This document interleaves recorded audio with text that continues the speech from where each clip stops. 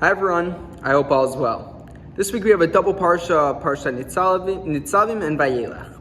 Now, leading into this week's Parsha, we're exiting the portion of the Torah that we read at the end of last week, Parshat Kitavo, of the Klalot, of the curses.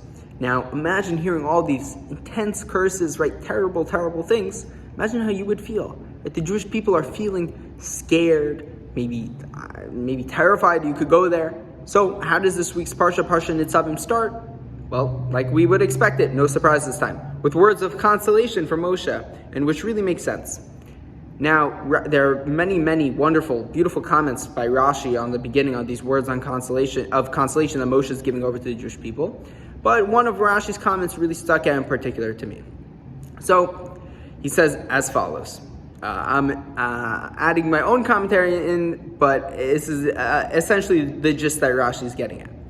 So he said, look, right, Moshe's consoling the Jewish people. He's telling them, look how many times you angered Hashem throughout the past 40 years in the desert. Look at where you are today. You're standing here about to enter the land of Israel. You made it through. You're okay.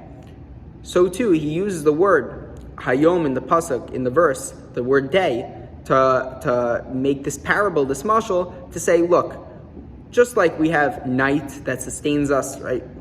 We can't live if we don't have night. You can't sleep unless, well, you see where I'm going with this. So too we have day, right? And the same dynamic applies for blessings and curses, right? We have curses that represent the night and blessings that represent the day.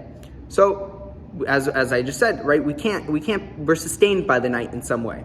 So too, in some respect, we're sustained by I wouldn't say threat, but the consciousness that there are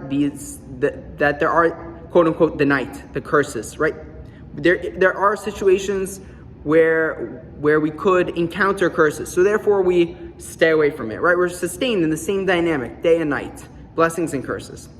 So the message that Moshe is really telling the Jewish people here is, throughout life you go through periods of darkness and light, right? But the thing that you should really have in mind the whole time is that even though in the darkest time, right, you could live, I don't know where it gets really dark, but off the top of my head, but let's say you live somewhere where it gets really, really dark for a long period of time.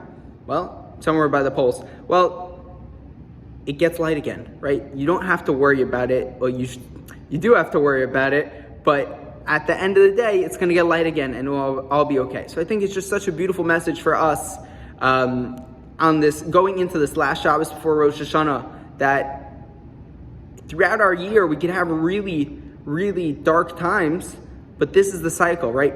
No matter what, starting next week, it's about to get light again for all of us. So with that, I wish you all a Gemar Chatima Tova. We'll see if there's a video next week. I think there probably will be, and a Shabbat Shalom.